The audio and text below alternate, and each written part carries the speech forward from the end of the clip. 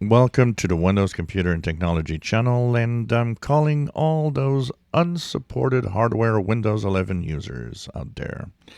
So, if you are on a unsupported PC and running Windows 11 22H2, make sure that you have the latest update, which was released last week, and that will bring you Moment 3. So if you look at your update history, you should have the update preview that is here, KB5026446. And the other thing you need to have is in that Windows Update page, get the latest updates as soon as they're available. The switch needs to be on. And restart your PC.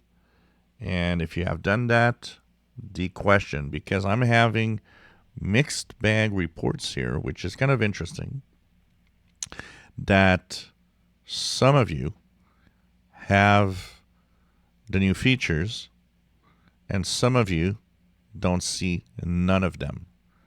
So I got at least 10 comments and 10 people saying, I got the update, I don't have the features.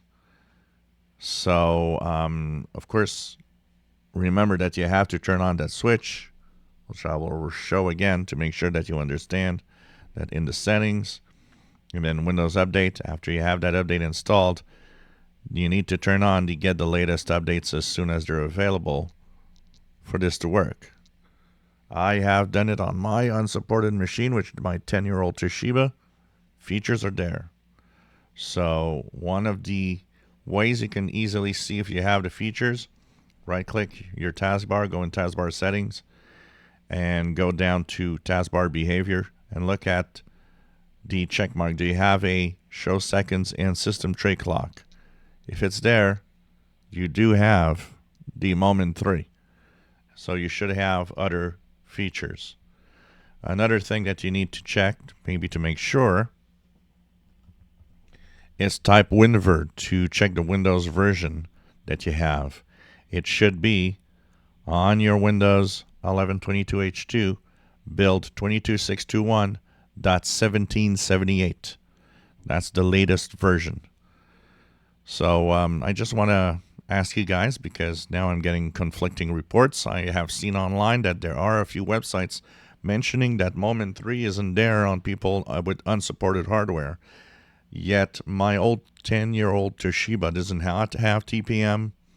It does not have pretty much anything that is needed for it to be supported. Yet it runs and it has the new features.